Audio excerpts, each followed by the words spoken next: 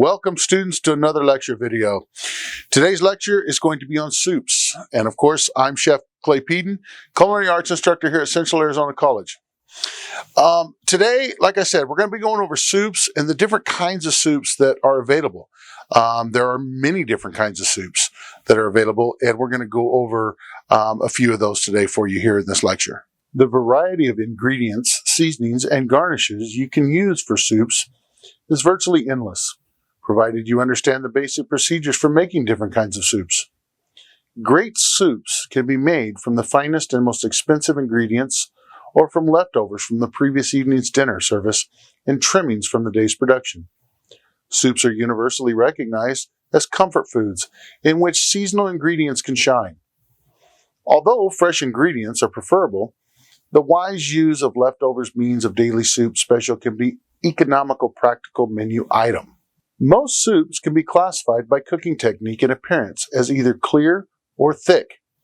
Clear soups include broths made from meat, poultry, game, fish, or vegetables, as well as consommes, which are broths clarified to remove impurities.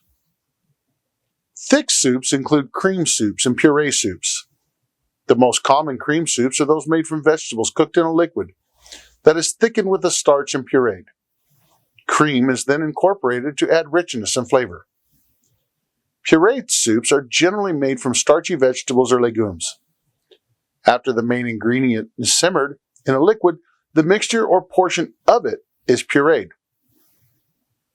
Some soups, for example, bisques, chowders, and as well as cold soups such as gazpacho and fruit soups, are neither clear nor thick soups. Rather, they are the result of special preparation methods or a combination of the methods mentioned before. A soup's quality is determined by its flavor, appearance, and texture.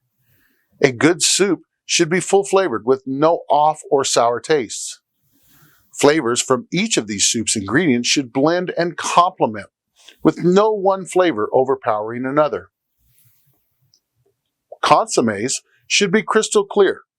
The vegetable in the vegetable soups should be brightly colored, not gray. Ingredients added to enhance the soup's appearance and flavor should be attractive and uniform in size and shape. The soup's texture should be very precise. If it is supposed to be smooth, then it should be very smooth and lump-free. If the soft and crisp textures of certain ingredients are supposed to be contrast, the soup should not be overcooked, as this causes all the ingredients to become mushy and soft. Garnishing is an important consideration when you prepare soups. When applied to soups, the word garnish has two meanings. The first of the one more typically associated with the word, it refers to foods added to the soup as decoration, for example, a broccoli floret floated in a bowl of cream of broccoli soup.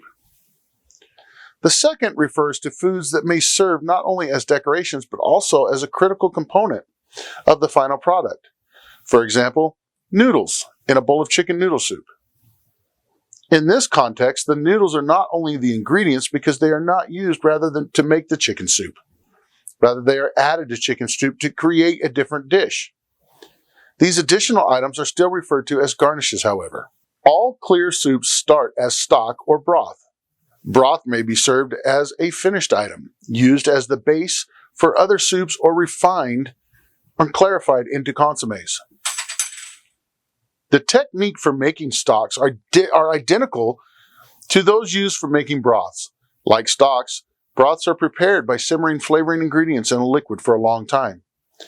Broths and stocks differ, however, in two ways. First, broths are made with meat instead of just bones. Second, broths, often with a garnish, can be served as finished dishes, whereas stocks are generally used to prepare other items. Broths are made from meat, poultry, fish, or vegetables cooked in a liquid. An especially full-flavored broth results when a stock and not just water is used in the liquid. Cuts of meat from the shank, neck, or shoulder result in more of a flavorful broth, as does the flesh of mature poultry. Proper temperature, skimming, and straining help produce well-flavored clear broths. Broths are often used as bases for familiar soups such as vegetable, chicken noodle, and beef barley. Transforming a broth into a broth-based vegetable soup, for example, is quite simple. Although a broth may be served as a vegetable or meat garnish, a broth-based vegetable soup is a soup in which the vegetables and meats are cooked directly in the broth, adding flavor, body, and texture to the finished product. Any number of vegetables can be used to make a vegetable soup. It could be a single vegetable as an onion soup, or a dozen different vegetables in a hearty minestrone. When making broth-based vegetable soups, each ingredient must be added at the proper time so that all ingredients are cooked when the soup is finished. The ingredient must cook long enough to add their flavor and soften sufficiently, but do not lose their identity and become too soft or mushy. Soups that simmer too long can reduce in volume, concentrating seasonings, especially salt. Add additional plain broth to adjust the seasonings. A raw diced potato or carrot can also be added to a salty broth and simmered to absorb some of the excess saltiness. Broth-based vegetable soups made by simmering ingredients directly in the broth are generally not as clear as plain broths, but appearance is still important. When cutting ingredients for the soup, pay particular attention so that the pieces are uniform and visually appealing. Small dice, julienne, bâtonnet, or paysanne cuts are highly recommended. Both broth and broth-based soups are naturally low in calories and fat, so they often make ideal healthy menu options. A consommé is a stock or broth that has been clarified to remove impurities so that it is crystal clear. Traditionally, all clear broths were referred to as consommés. A clear broth, further refined using the process we describe in the following material, was referred to as a double consommé. The term double consommé is still used occasionally to describe any strongly flavored consommé. Well-prepared consommé should be rich in flavor of the main ingredient. Beef and game consommés should be dark in color. Consommés made from poultry should have a golden to light amber color. All consommés should have substantial body as a result of their high gelatin content and should be perfectly clear with no trace of fat. Because a consommé is a refined broth, it is absolutely essential that all the broth or stock used be of the highest quality. Although the clarification process adds some flavor to the consommé, the finished consommé will be only as good as the stock or broth from which it is made. To make a consommé, you clarify a stock or a broth. The stock or broth to be clarified must be cold and grease-free. During clarification, the cold degreased stock or broth is combined with a mixture known as a clear meat, or clarification. A clear meat is a mixture of egg whites, ground meat, poultry or fish, mirepoix, herbs, and spices, and also an acidic product, usually tomatoes, lemon juice, or wine. An onion brulee, also known, is also often added to help flavor and color the consommé. In the next step of clarification, the stock or broth and the clear meat are slowly brought to a simmer. As the albumin in the egg whites and the meat begin to coagulate at 120 degrees, it traps impurities, suspending in the liquid. As collagen continues, the albumin containing items combine with the other clear meat ingredients and rise to the liquid surface, forming a raft. As the mixture simmers, the raft ingredients release their flavors, further enriching the consommé. After simmering, the consommé is carefully strained through several layers of damp cheesecloth to remove any trace of impurities. It is then completely degreased either by carefully ladling the fat from the surface, cooling and refrigerating, then removing the solidified fat, or by carefully ladling the fat from the surface, also gets this result in a rich, flavorful, crystal clear consommé. A clarification may fail, for example, for a variety of reasons. If the consommé is allowed to boil, or if it is stirred after the raft is formed, a cloudy consommé can result. If the consommé is insufficiently clear, the second clarification can be performed using the following procedures. The second clarification should be performed only once, however, and only if absolutely necessary, because the eggs remove not only impurities, but also some of the consommé's flavor and richness. The steps are as follows. Thoroughly chill and degrease the consommé. Lightly beat together 4 egg whites for each gallon of consommé and stir the whites into the cold degreased consommé. Slowly bring the consommé to a simmer, stirring occasionally. Stop stirring when the egg whites begin to coagulate. When the egg whites are completely coagulated, carefully strain the consommé through the moist cheesecloth. Now let's move on to thick soups. There are 2 kinds of thick soups: cream soups and pureed soups. In general, cream soups are thickened with a roux or another starch, whereas pureed soups rely only on a puree of the main ingredient for thickening. But in certain ways, the 2 soups are very similar.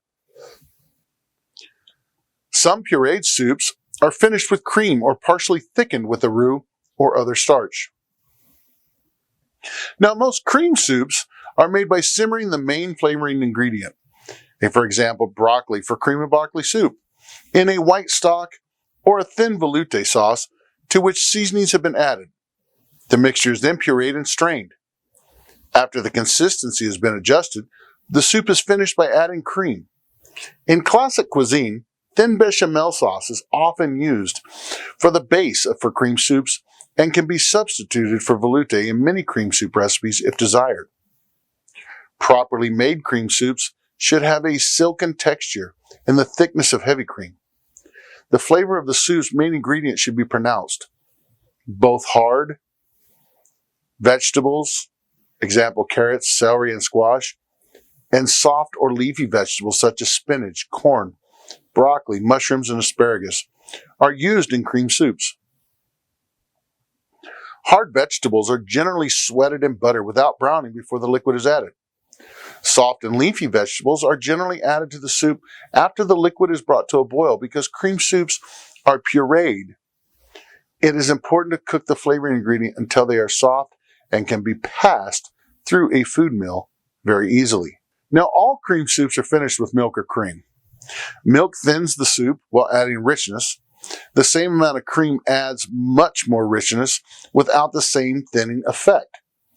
Cold milk and cream curdle easily if added directly to a hot soup or an acidic soup. Follow these steps to prevent curdling. Number 1, never add cold milk or cream to a hot soup. Bring the milk or cream to a simmer before adding it to the soup, or temper the milk or cream by gradually adding hot soup to it and then incorporating the warmed mixture into the rest of the soup. Number 2, add the milk or cream to the soup just before service, if possible. Number 3, do not boil the soup after the milk or the cream has been added. Number 4, use bechamel or cream sauce instead of milk or cream to finish cream soups. The roux and other starches help prevent curdling. Now, pureed soups are hearty soups made by cooking starchy vegetables or legumes in a stock or a broth, then pureeing all or a portion of them to thicken the soup. Pureed soups are similar to cream soups that they both consist of the main ingredient that is first cooked in the liquid, then pureed. The primary difference is that unlike cream soups, which are thickened with starch, pureed soups generally do not use additional starch for thickening. Rather, pureed soups depend on the starch content of the main ingredient for thickening. Also, pureed soups are generally coarser than creamy soups and are typically not strained after pureeing. When finishing pureed soups with cream, follow these guidelines discussed for adding cream to cream soups. Pureed soups can be made with dried or fresh beans such as peas, lentils, or navy beans, or with any number of vegetables including cauliflower, celery root, turnips, and potatoes. Diced potatoes or rice is often used to help thicken vegetable puree soups. Puree pea, bean, or vegetable soups, when not enriched with fat and cream, are a good source of dietary fiber and considered healthy alternative to cream soups. Now, cream and pureed soups both tend to thicken when made in advance and refrigerated. To dilute a portion being reheated, add hot stock, broth, water, or milk to the hot soup as needed. If the soup is too thin, additional roux or beurre meunier or cornstarch can be mixed with the cool stock, can be used to thicken it. If additional starch is added to thicken the soup, it should be sparingly, and the soup should be simmered a few minutes to cook out any of the starchy flavor. A liaison of egg yolks and heavy cream can be used to thicken cream soups when added richness is also desired. Remember, the soup must not boil after the liaison is added, or it may curdle. Now, several popular types of soups do not fit the descriptions of or follow the procedures for either clear or thick soups. Soups such as bisques and chowders, as well as many cold soups, use special methods or a combination of the method used for clear and thick soups. Traditional bisques are shellfish soups thickened with cooked rice. Today's bisques are prepared using a combination of cream and pureed soup procedures.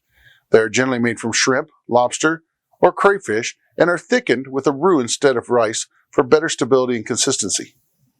Much of a bisque's flavor comes from crustacean shells, which are simmered in the cooking liquid pureed along with mirepoix, of course, and then returned to the cooking liquid and strained after further cooking. Pureeing the shells and returning them to the soup also adds a thickness and grainy texture associated with bisques. Bisques are enriched with cream. Follow the procedures for cream soups and can be finished with butter for additional richness. The garnish should be diced flesh from the appropriate shellfish. Now, although chowders are usually associated with eastern United States, where fish and clams are plentiful, they are from the French origin. Undoubtedly, the word chowder is derived from the Breton phrase faire chauder, which means to make a fish stew in a cauldron. The procedure was probably brought to Nova Scotia by French settlers and later introduced to New England. Now, chowders are hearty soups with chunks of the main ingredient, including virtually always diced potatoes, along with garnishes. With some exceptions, notably the Manhattan clam chowder, chowders contain milk or cream. Although there are thin chowders, most chowders are thickened with a roux. The procedures for making chowders are similar to those for making cream soups, except chowders are not pureed and strained before the cream is added. Cold soups can be as simple as a chilled version of a cream soup or as creative as a cold fruit soup blended with yogurt. Cold fruit soups have become popular on contemporary dessert menus. Other than the fact that they are cold soups are difficult to classify because many of them use unique or combination preparation methods. Regardless, they are divided here into two categories: cold soups that require cooking and those that do not. Now, cooked cold soups. Many cold soups are simply a chilled version of a hot soup. For example, your consommé madrin and your consommé potageage are prepared hot and served cold. A vichyssoise is a cold version of a pureed potato leek soup. When serving a hot soup cold, there are several considerations. Number one, if the soup is to be creamed and the cream added at the last minute, although curdling is not as much of a problem as it is with hot soups, adding the cream at the last minute helps extend the soup's shelf life. Number two, cold soups should have a thinner consistency than hot soups. To achieve the proper consistency, use less starch if starch is used as a thickener, or use a higher ratio of liquid to main ingredient if the soup is thickened by pureeing. Consistency should be checked and adjusted at service time. Number three, cold dulls the sense of taste, so cold soups require more seasoning than hot soups. Taste the soup just before service and adjust the seasoning as needed. And number four, always serve cold soups as cold as possible, using chilled bowls. Now, some cold soups are not cooked at all. Rather, they rely on the pureed fruits or vegetables for thickness, body, and flavor. Cold stock is sometimes used to adjust the soup's consistency. Dairy products such as cream, sour cream, and creme fraiche may also be added to enrich and flavor the soup. Now, garnishing. Garnishing is very important. And garnishes and toppings can range from a simple sprinkle of chopped parsley on a bowl of cream soup to tiny profiteroles stuffed with foie gras adorning a crystal clear bowl of consommé. Some soups are so full of attractive, flavorful, and colorful foods that they are integral parts of the soup, that no additional garnishes are necessary. In others, the garnishes determines the type of soup. For example, a beef broth garnished with cooked barley and diced beef becomes a beef and barley soup. Now there are guidelines for garnishing soups. Although some soups, particularly consommes, have traditional garnishes, many soups depend on the chef's imagination and the kitchen's inventory for the finishing garnish. The only rules are as follows. Number 1, the garnish should be attractive. Number 2, the meat and vegetables used should be neatly cut and appropriate for the uniform shape and size. This is particularly important when garnishing a clear soup such as a consomme, as the consomme's clarity highlights the precise cuts. Number 3, the garnish's texture and flavor should complement the soup. 4, starches and vegetables used as garnishes should be cooked separately, reheated and placed into the soup bowl before the hot soup is even added. If they are cooked in the soup, they may cloud or thicken the soup or alter its flavor, texture, and seasoning. Number 5, garnishes should be cooked just until done. Meat and poultry should be tender but not falling apart. Vegetables should be firm but not mushy. And pasta and rice should maintain their identity. These types of garnishes are usually held on the side and added to the hot soup at the last minute to prevent overcooking. Some garnishes are used to add texture as well as flavor and visual interest to soups. Items such as crunchy croutons or oyster crackers, crispy crumbled bacon on a cream soup, or diced meat in a clear broth soup add a textural variety that makes the final product more appealing. Clear soups rely on any combination of julienne cuts of the same meat, poultry, fish, or vegetable that provides the dominant flavor in the stock or broth. Vegetables cut uniformly into any shape.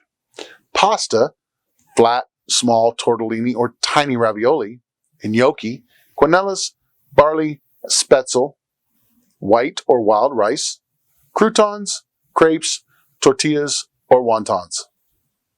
Now cream soups, either hot or cold, use toasted slivered almonds, sour cream or creme fraiche, croutons, grated cheese, or baked puff pastries cutouts. Creamed vegetable soups are usually garnished with slices or florets of the main ingredient. Pureed soups, you would use julienne cuts of the poultry or ham, sliced sausage, croutons, grated cheese, or bacon bits. Finely chopped fresh herbs, snipped chives, edible flowers, parsley, and watercress go great for any garnish of any soup. Now when it comes to service, most soups can be made ahead of time, cooled down rapidly to ensure food safety and refrigerated until needed. To preserve freshness and quality, small batches of soup should be reheated as needed throughout the meal service. Clear soups are quite easily to reheat because there's little danger of scorching. If garnishes are already added to a clear soup, care should be taken not to overcook the garnishes when reheating the soup. All traces of fat should be removed from a consomme surface before reheating. Thick soups present more of a challenge. To increase the shelf life and reduce the risk of spoilage, cool and refrigerate a thick soup when it's still in a base, before it's finished with milk or cream. Just before service, carefully reheat the soup base using a heavy gauge pot over a low heat. Stir often to prevent scorching. Then finish the soup, following the guidelines noted earlier in this lecture, with boiling milk or cream, a light bechamel sauce, or liaison, and adjust the seasonings. Always taste soup after reheating and adjust the seasonings as needed. Now when it comes to soup temperatures, the rule is simple. You serve hot soup hot and cold soup cold. Hot, clear soups should be served near boiling, at about 210. That is ideal. Hot cream soups should be served at slightly lower temperatures. Anywhere from 190 to 200 is acceptable. Now, cold soups should be served at a temperature of 41 degrees or below and can be presented in special serving pieces surrounded by ice. Soup portion sizes are going to vary depending on the meal course.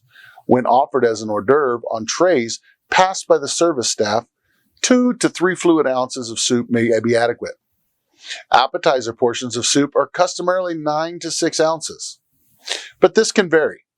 Rich bisques made from costly shellfish, for example, may be served in a smaller portion size when serving a soup as a main course. When serving the soup as a main course, plan on 10 to 14 ounce fluid ounces per portion. And accompany it with bread, breadsticks, crackers, and the kind of garnish that will satisfy a hungry guest. Hey guys, make sure you check out the different soup making procedures that I have added into your module. They will help you out in the future. I hope you've enjoyed this video and you have found it helpful and educational. And I want to leave you with one thing, like I always do after every lecture. Chefs are not celebrities. They're just chefs. You guys have a good one, and we'll see you on the next one.